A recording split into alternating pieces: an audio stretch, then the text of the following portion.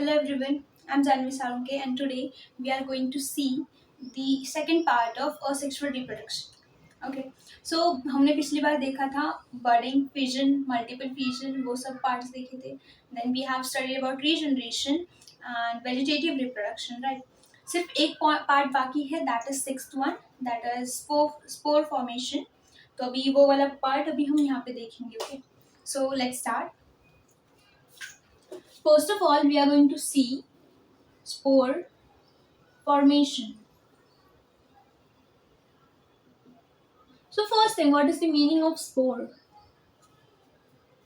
What is the spore? Spore basically means that a hard substance or a hard covering. Okay, यहाँ पे हम क्या बोल सकते हैं? A hard covering means वहाँ पे उसके मीन्स ये क्या है, वो जो एग होता है, सॉरी एग नहीं बोल सकते, we can say that reproductive part, okay, उसके ऊपर क्या होती है, एक हार्ड कवरिंग होती है. ओके, सो वो फॉर्म करके रिप्रोडक्शन करना एज स्पोर फॉर्मेशन. हम देखेंगे what is that actually. Okay, so देखो यहाँ पे ऐसे कुछ स्ट्रक्चर होता है, हमें एनसीईआरटी में दिया है. Okay, wait a minute. Something like this, yeah.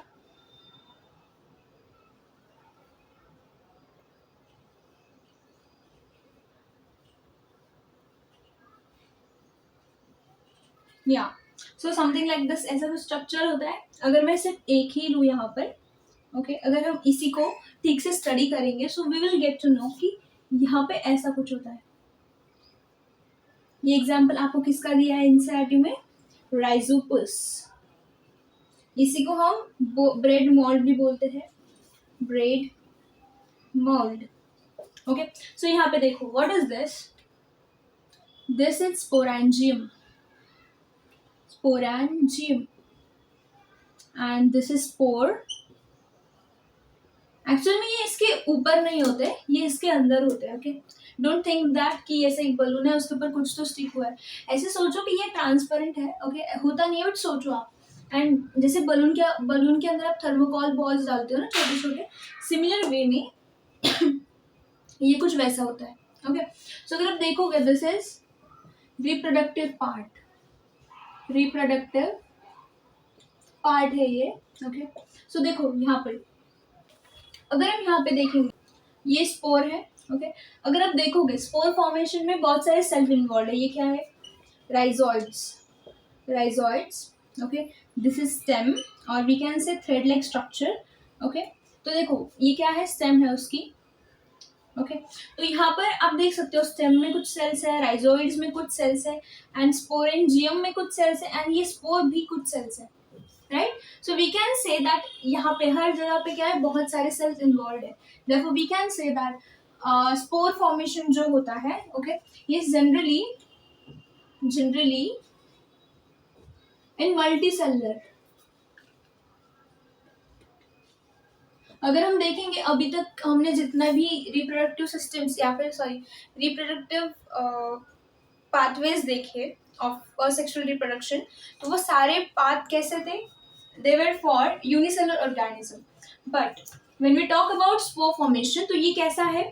ये मल्टीसेलुलर है. मीन्स मल्टीसेलुलर ऑर्गेनिजम्स में ये हो रहा है. So you can see just the evolution happening from single cell organism to like multicellular organism.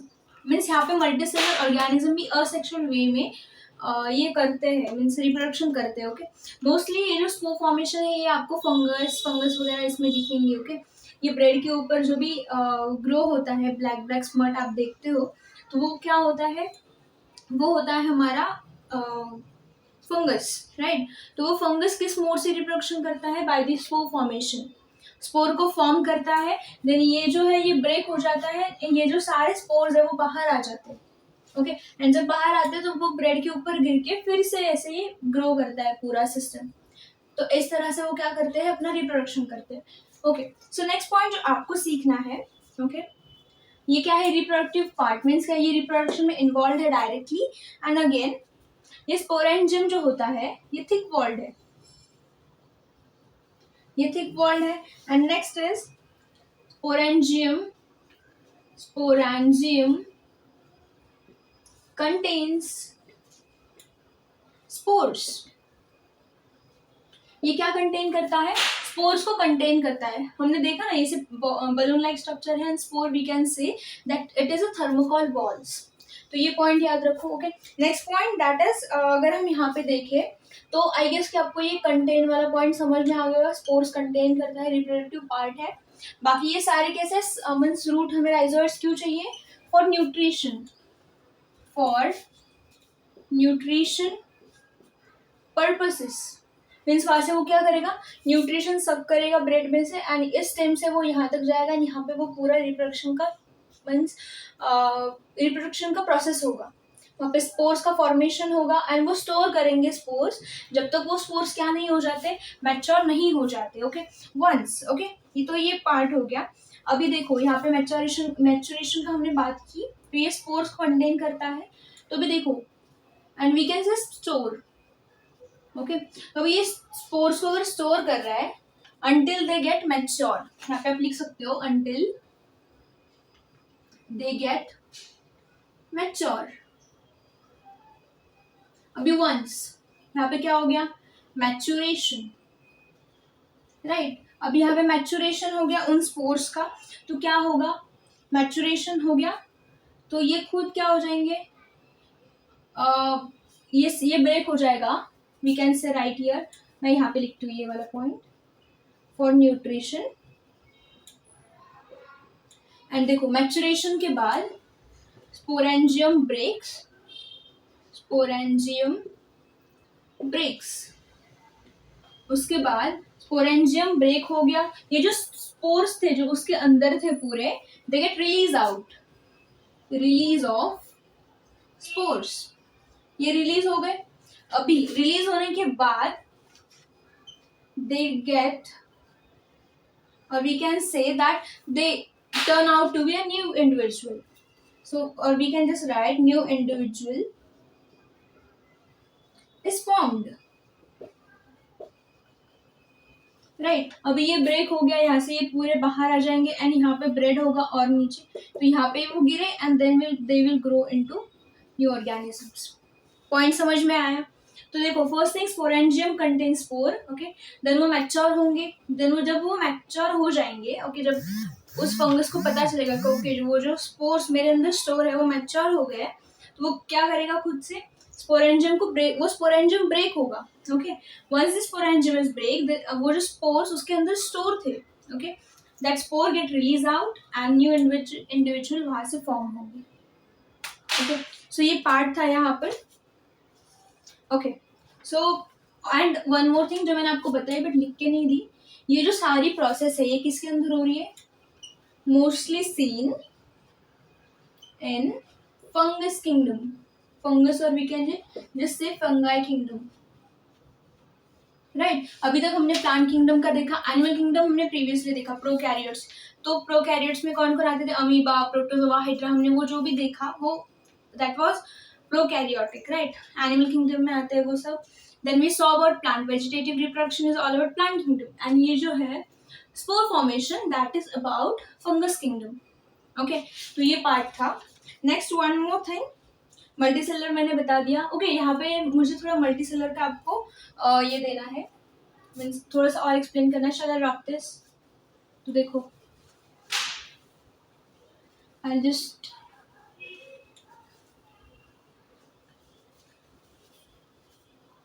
अभी अगर हम यहाँ पे देखेंगे तो जब मैं इसे बोल रही हूँ कि it is multi cellular, spore formation generally shown by multi cellular organism. तो जब मैं बोल रही हूँ कि multicellular organism, so I am not saying कि पूरा सा ऐसे ऑर्गन डेवलप होगा एंड ऐसा पूरा ऑर्गन सिस्टम होगा, नहीं। हम जब बोलते हैं कि सेल है, सेल से क्या बनता है? टिश्यू, टिश्यू से क्या बनता है? ऑर्गन, एंड वो पूरा सिस्टम बनता है, राइट। हमने देखा है। बट जब मैं बोल रही हूँ कि मल्टी सेलर, तो I am just talking about cell and tissue here, कि बहुत सारे सेल्स होंगे एंड कुछ टिश्यूज। जनरली हम उसको टिश्यू भी नहीं बोल सकते, but we can just take that up to tissue level. Okay, cell and tissue level. जब मल्टी सेलर मीन्स क्या, cell and tissue level only, tissue level only. किसके बारे में, स्पोर फॉर्मेशन. तो स्पोर फॉर्मेशन में मल्टी सेलर ऑर्गेनिज्म का meaning क्या होगा कि उसमें क्या होंगे, सिर्फ कुछ सेल्स होंगे एंड कुछ टिश्यूज होगी. Okay, so this is all about इसका. एंड राइजोपस को मैंने बोला कि ब्रेड मोल्ड भी बोलते हैं, वो एक पॉइंट है. एंड या दैट्स इट. तो देखो अगेन वन मोर पॉइंट जो हाइफी का था आपको दिया हुआ, it is thread like structure. Thread, एक second. Thread like structure develop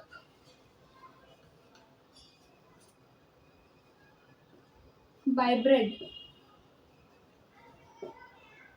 okay, तो अभी देखो यहाँ पे हाइफे जैसा कुछ होता है. हाइफे मीन्स क्या, हमने ये स्ट्रक्चर देखा थ्रेड लाइक स्ट्रक्चर, ऐसे मैंने वहाँ पे लिखा था थ्रेड लाइक स्ट्रक्चर, तो इसके ऊपर ये ऐसे गोल था. So what is this, this is hyphae, और वी कैन से हाइफी. आपको जो प्रोनाउंस करना है, hyphae is a better pronunciation for this. Again thread like structure है, डेवलप होता है ब्रेड के ऊपर. हमें दिखता है ना धागे धागे जैसा कुछ होता है, राइट. अगर आप ब्रेड को ऐसे बहुत दिनों तक बंद करो टिफिन में, okay, if you do that, तो आपको पता चलेगा दैट ये जो है ब्रेड, उसको आप ओपन करो कुछ दिनों बाद and you will see some thread like structure on the bread. या फिर आप अगर ब्रेड को ऐसे लोगे and you just do it like break the bread from between, तो आपको ऐसे कुछ थ्रेड लाइक स्ट्रक्चर दिखेंगे. तो वो क्या है, दैट इज हाइफी. ओके, तो hyphae, so this is hyphae is non reproductive part.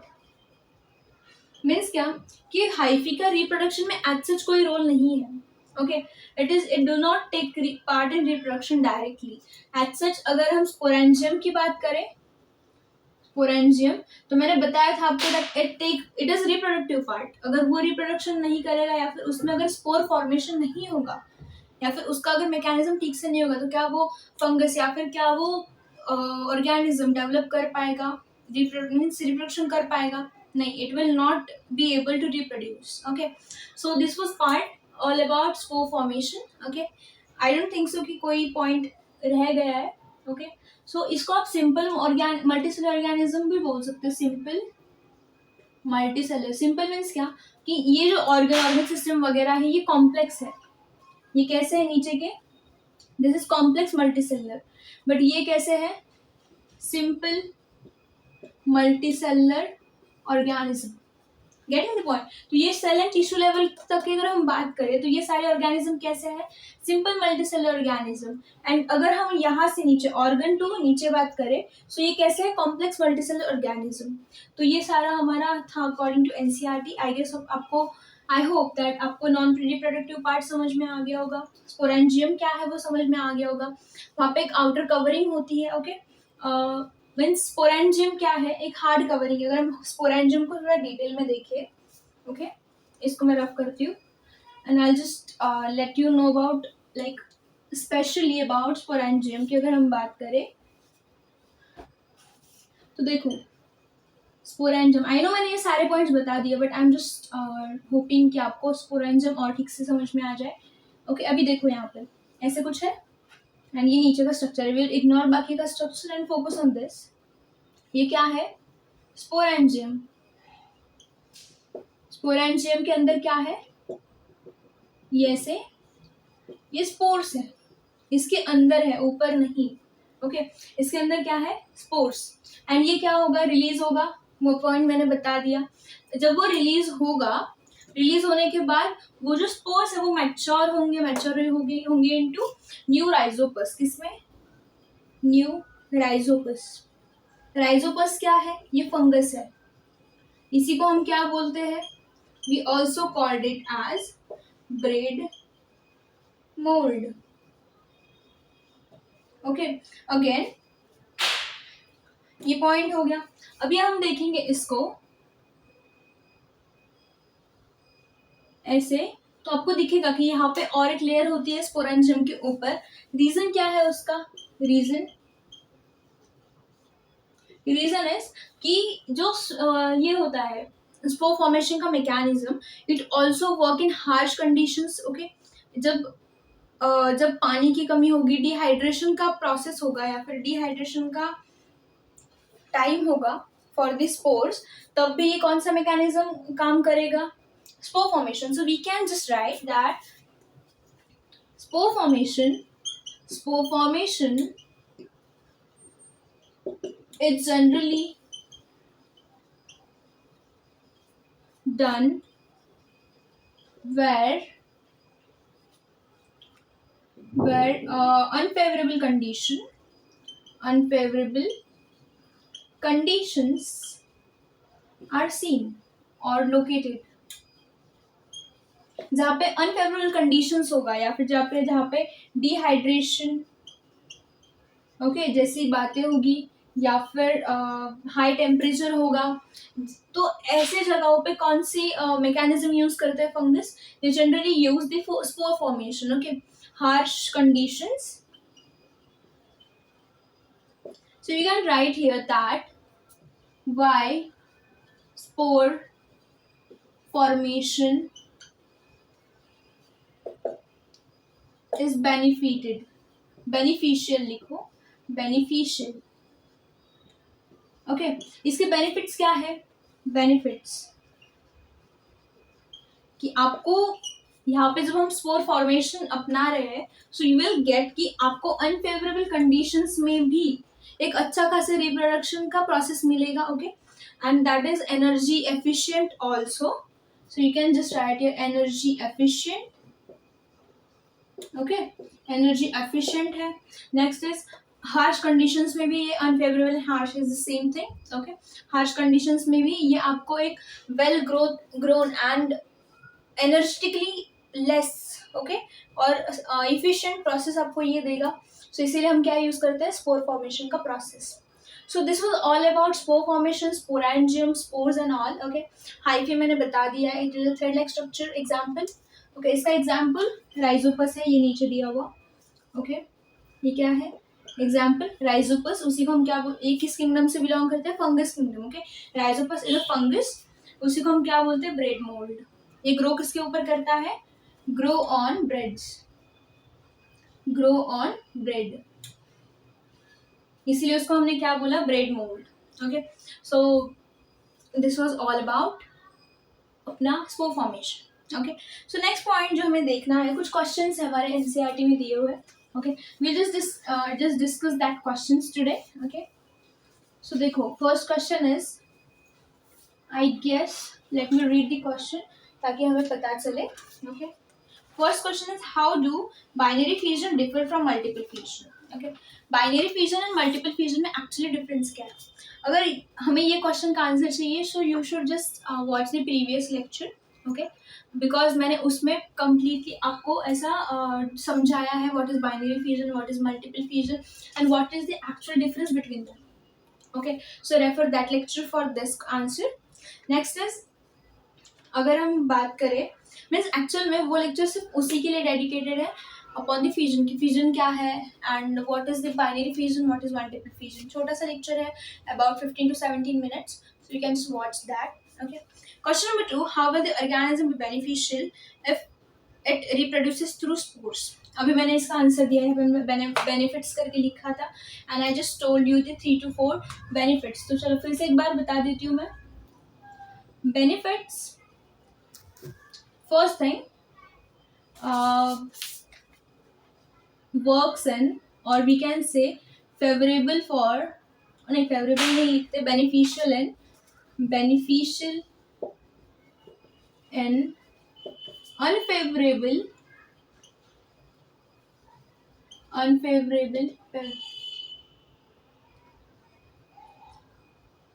unfavorable conditions। Okay, second thing, harsh conditions,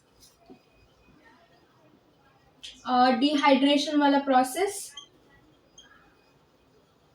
Okay, next we can say that dehydration के बाद energy efficient।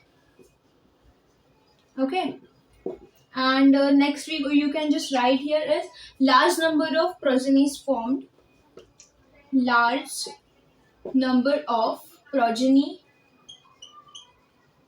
is formed. So ये सारे point किस में आते हैं, benefits में आते हैं. Okay, so 5 point you could write on that. Again अगर हम बात करें बाय कॉम्प्लेक्स, अभी जब रीजनरेशन की बात आती है, ओके, रीजनरेशन कॉम्प्लेक्स ऑर्गेनिजम्स में क्यों नहीं होता. Okay, next question, third question यहाँ पे दिया है that why complex organism do not perform regeneration. Okay, I tell you one thing, इसको ठीक से समझना. ओके, अ बिट ऑफ ये है क्वेश्चन नंबर 3 का आंसर. रीजनरेशन, जब हम रीजनरेशन की बात करते हैं, हमने एग्जाम्पल क्या लिया था, प्लानेरिया. ओके, मैं इसका आंसर आपको वर्डिंग्स में बाद में दूंगी, बट जिस पहले समझो उसको कि क्वेश्चन एक्चुअल में है क्या. ओके, हमने प्लानेरिया को 3 पार्ट्स में कट किया था, समथिंग लाइक दिस. तो ये ऐसा कुछ बना था, ये बीच में ऐसा कुछ था एंड लास्ट में ऐसा कुछ था. Get it? And we were asked, okay मैं ऐसे कर देती हूँ, एंड देन हमने यहाँ से इसको ग्रो किया था समथिंग ऐसे ऐसे ऐसे ऐसे ऐसे. देन जो बीच का पार्ट था ऐसे, and we just grow it into this and ऐसे. अगेन ये जो टेल का पार्ट था, ओके, इससे एक और ऑर्गेनिज्म ग्रो हुआ था. ओके, आई गेस कि आपको थोड़ा थोड़ा समझ में आ रहा होगा. अभी देखो ये रीजनरेशन अगर आप देखोगे तो यहाँ पे फर्स्ट थिंग क्या प्रेजेंट है, presence of regenerative cells. First point. तो जो बाकी ऑर्गेनिजम्स है उनमें क्या नहीं है, first thing they do not have the regenerative cells. Okay, and second thing, अगर आप प्लानेरिया की इसमें देखोगे, okay, it is very small organism, right. So यहाँ पे जो नंबर ऑफ सेल्स है, या फिर हम जब बोल रहे हैं कि सेल, टिश्यू, राइट, ऑर्गन्स या फिर organ system and organism, right. तो जो प्लानेरिया है that comes under this. Okay, planaria किस में आता है, simple organisation, right. But other organism जो कॉम्प्लेक्स ऑर्गेनिज्म है that comes under organ system, they are complex. तो अगर ये कॉम्प्लेक्स है, okay, and again one thing that यहाँ पे जो है simple type of cells present है.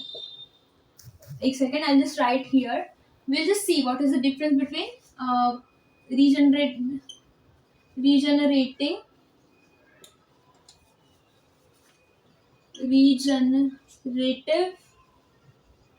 organisms and second thing non-regenerative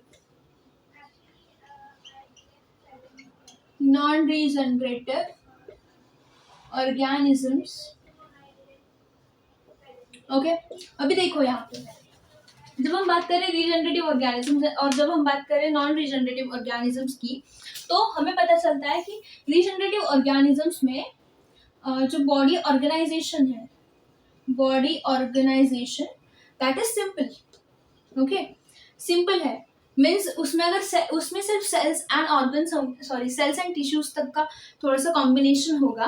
but हम अगर नॉन रीजनरेटिव या फिर कॉम्प्लेक्स ऑर्गेनिजम्स की बात करें, कॉम्प्लेक्स ऑर्गेनिज्म ये कैसी है, सिंपल ऑर्गेनिज्म. तो सिंपल ऑर्गेनिज्म में बॉडी ऑर्गेनाइजेशन कैसा है, सिंपल, एंड नॉन रीजनरेटिव में कैसा है, कॉम्प्लेक्स है.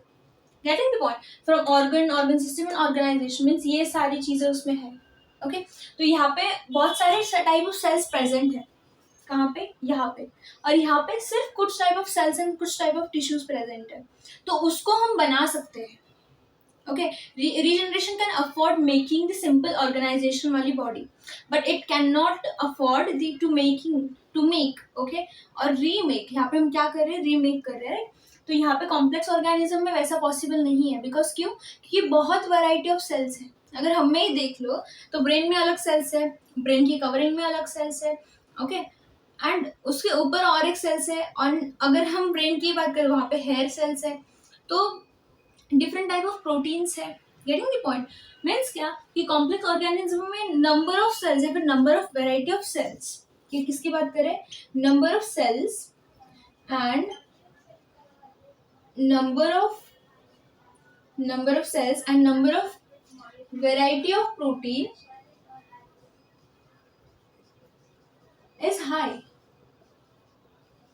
Okay, and यहाँ पे अगर हम बात करें as compared to simple body organization, number of cells and proteins कैसे है? लो.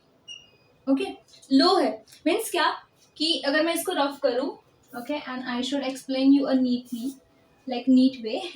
शिट, मैंने रफ कर दिया. Okay, I just rough it ताकि मैं आपको ठीक से ही बता दूं. चल देखो, जब सिंपल ऑर्गेनिजम्स की बात आती है तब वहाँ पे ऑर्गेनाइजेशन कैसा है? सिंपल है. एंड जब हम बात करते हैं नॉन रीजनरेटिव या फिर कॉम्प्लेक्स ऑर्गेनिज्म की, तो यहाँ पे बॉडी ऑर्गेनाइजेशन जो है वो कैसा है? कॉम्प्लेक्स है. ओके, यहाँ पे अगर हम बात करें किसकी? बॉडी नहीं, सॉरी, नंबर ऑफ सेल्स की, number of cells high. Okay, और I can just write is high. और यहाँ पे नंबर ऑफ सेल्स कैसे है? लो. अगेन वन पॉइंट, इधर ध्यान देना. ओके, इज इट वर्किंग और not? Okay, it's recording. Okay, I thought कि बंद हो गया रिकॉर्डिंग. नेक्स्ट इज जब हम बात करते हैं number of variety of protein multicellular, या फिर जब हम बात करते हैं हायर ऑर्गेनिजम्स में या फिर कॉम्प्लेक्स ऑर्गेनिज्म में.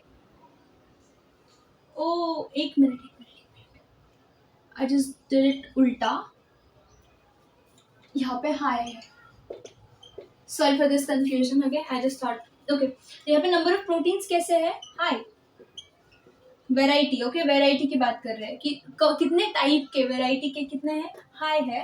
एंड यहाँ पे अगर हम बात करें number of variety of protein, तो यहाँ पे कैसी है? लो है. अगर हम बात करें रीजनरेशन की, पॉइंट अभी पूरा कंक्लूड करते हैं. रीजनरेशन, तो रीजनरेशन में यहाँ पे ये सिर्फ सिंपल ऑर्गेनिज्म से क्यों रीजनरेशन कर रहे हैं? बिकॉज रीजनरेशन में जो वेराइटी है यहाँ पे protein and I did the same thing ना. ओके, तो यहाँ पे हाई है. ओके, यहाँ पे लो है. सो रीजनरेशन यहाँ पे ये अफोर्ड कर सकते हैं. Regeneration can be afforded energetically. और यहाँ पे कैन नॉट अफोर्ड. रीजनरेशन क्यों? क्योंकि यहाँ पे अगर आपने रीजनरेशन दिखाया तो आपको बहुत सारी टाइप ऑफ प्रोटीन्स बनाने पड़ेंगे. ओके, एंड रीजनरेशन में ऐसा नहीं होता. Regeneration is a simple process. वहाँ पे वो उसी में वर्क करेगा इफिशिएंटली जहाँ पे आपको लो प्रोटीन या फिर लो टाइप ऑफ सेल्स बनाने पड़ेंगे. यहाँ पे क्या है? Number of cells and variety ज़्यादा है. therefore regeneration is only seen in we can say that only seen in simple organisms. Okay, only seen in simple organisms and not in complex organisms. Getting the point? So this was all about, okay, कि उसमें क्यों होता है, इसमें क्यों नहीं होता. I guess कि आपको समझ में आ गया होगा. I have tried my best कि मैं आपको एक्सप्लेन करूँ. Okay, and I have just apology, I am just sorry for my hand writing. Okay, okay, so next thing, जो और एक क्वेश्चन हमें दिया है, why is vegetative propagation practice for growing some type of plants? And तो ये question है at 6. Okay, तो देखो अभी जब हम वेजिटेटिव रिप्रोडक्शन की बात करते हैं, ओके, तो हमने उसमें देखा था, जब मैंने रिप्रोडक्टिव को ये बताया था vegetative reproduction, so I have told you in that कि what is vegetative reproduction and वो क्यों बेनिफिशियल है, वो सब बातें हमने की थी. बट चलो once again I just tell you in short. Okay, so देखो, फर्स्ट थिंग वो कैसा है, क्विक है, ओके, इजी है. अगेन वन थिंग कि उससे हमें क्या मिलता है, सेम जेनेटिक मटेरियल और जेनेटिक कॉपी एज पेरेंट्स. क्यों? क्योंकि उसमें क्या हो रहा है, असेक्सुअल है. ओके, एंड वेजिटेटिव में क्या हो रहा है, ये लीफ है एग्जाम्पल, राइट. हमने एग्जाम्पल किसका देखा था, ब्रायोफाइलम का. तो यहाँ पे क्या किसका डेवलपमेंट होता है, ऐसे multiple vegetative buds are seen. And अगर आपने इसको ग्राउंड में ऐसे दफन कर दिया तो यहाँ से आपको दिखेगा कि new plants are growing up.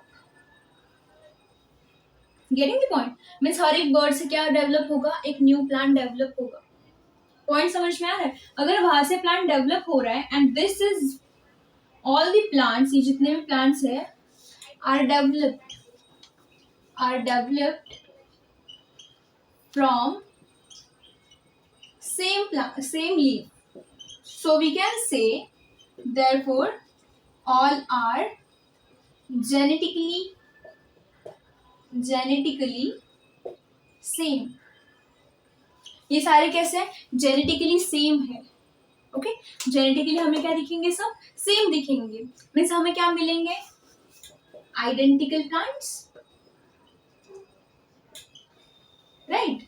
Similar नहीं, आइडेंटिकल. क्यों? क्योंकि सिमिलर हम किसको बोलते हैं कि वो मॉर्फोलॉजिकली सेम है but genetically they are different. But ये आइडेंटिकल क्यों है, क्योंकि ये मॉर्फोलॉजिकली भी सेम है. ओके, आइडेंटिकल क्यों बोला हमने, बिकॉज मॉर्फोलॉजिकली तो वो सेम है, मॉर्फोलॉजिकली सेम, एंड जेनेटिकली भी क्या है, जेनेटिकली भी वो क्या है, सेम ही है.